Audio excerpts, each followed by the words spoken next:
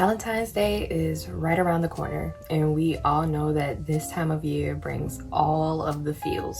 Chocolates, roses, dimly lit dinners with the one that you love. All of them beautiful gestures of affection and admiration that I sometimes think can be misunderstood and confused for love. There are 3 major lessons that I have learned about love. These lessons have broken me, molded me, and shaped my perspective of the concept of love. Number 1, love is a duty. I think sometimes we can become engulfed in the idea that love equals romance. Although romance can be, and some would argue should be, a part of your experience in love, that's not all there is to it. To love someone means that you feel a sense of responsibility towards that person. And of course, that responsibility or that level of responsibility depends on the type of relationship. Growing up, many of us watch Disney movies with the princesses as they find their prince or their princess find them. They fall in love and they live happily ever after. And that's what we're left to believe happens. That's it.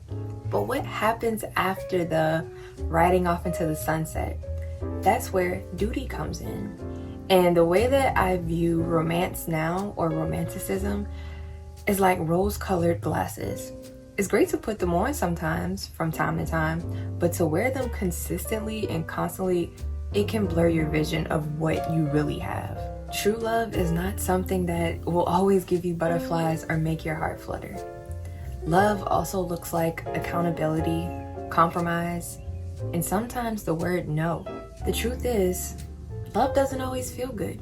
And this is not to be confused with abuse of any kind. In my experience throughout my 25 years, the person that would hold me accountable loved me more than yes men or people that just wanted to do things to make me happy or make me feel good at the moment. So I don't want to rain on anyone's parade or idea of what love is, but the older I get, I just realize that it's not all about the good feelings. It's way more to it than that. If you go into a relationship believing that love is always supposed to feel good and give you butterflies, you're setting you and your partner up for disappointment and failure. Number 2, loving yourself is a requirement. I know that we hear the term love yourself first all of the time, but there are still so many of us that jump into relationships with low self-esteem, major insecurity issues, and still seeking external validation.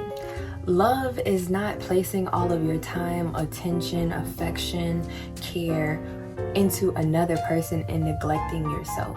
Love is not giving the shirt off of your back when you don't have one to replace it. Love is also not milking yourself dry for the sake and benefit of those that you love.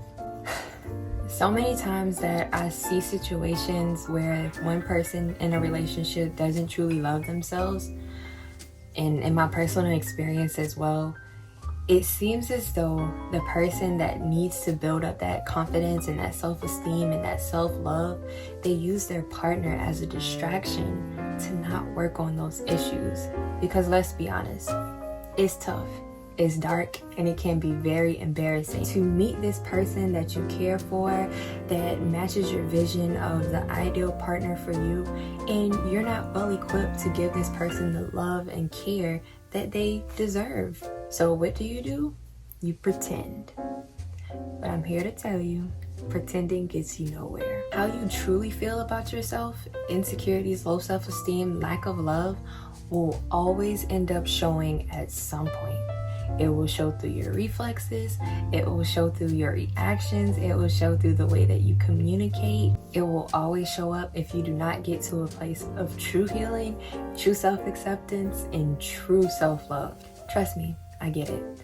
A lack in self-love can be directly correlated to something that you experienced in your past, some type of trauma, something that told you that you weren't worthy of that love. And also, I know that it can be frustrating and seem kind of unfair to find this love and not just be able to move forward without doing the work first. I know, seems like you have to do an extra step. But we have to get to a place where we're willing to sacrifice the instant gratification for long-term, sustainable, and healthy relationships in the future.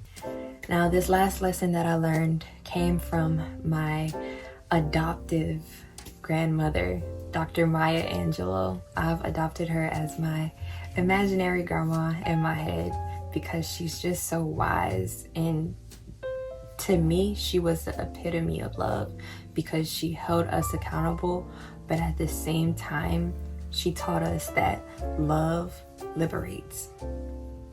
And that's lesson number 3. Love liberates. Love doesn't lead with ego. It doesn't lead with ownership. It doesn't lead with force, imprisonment, none of that. I know we have all probably heard the saying, if you love something, let it go. And if it comes back, that's how you know.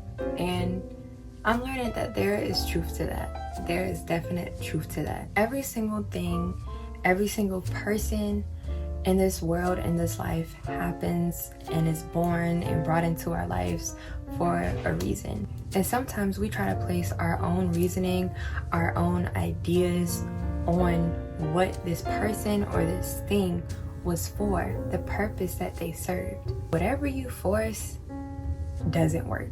And that's not true love, to try to make someone love you or make someone care about you in a certain way or make someone stay.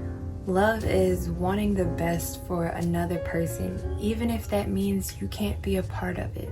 I know it may be hard to think about, like, wow, the person that I love, I just want to be with them. I just want it to work this way. I want it to happen this way. I want them to see this. It can be hurtful if you choose to see it that way.